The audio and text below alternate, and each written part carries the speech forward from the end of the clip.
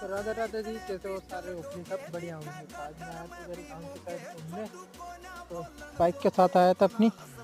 आज आपको सुनाऊंगा अपनी बाइक का साउंड कितना तगड़ा है निकलती है, और फिर बताना मेरे को आपको इसमें एग्जॉस्ट लगाना चाहिए कि नहीं, और कैसे रहना चाहिए। तो सुनिए बाइक का साउंड, देखते हैं कितना तगड़ा साउंड देती है बाइक। अभी करता हूँ स्टार्ट, और स्टार्ट करने के बाद बिना एक्सेलेटर दिए देखते हैं कितना साउंड देती है, और एक्सेलेटर देने के बाद कितना साउंड देती है। तो करते हैं स्टार्ट। तो कुछ ऐसा साउंड निकल के आ रहा है बाइक का अभी। तो एक्सेलेटर देने के बाद का सुनिए।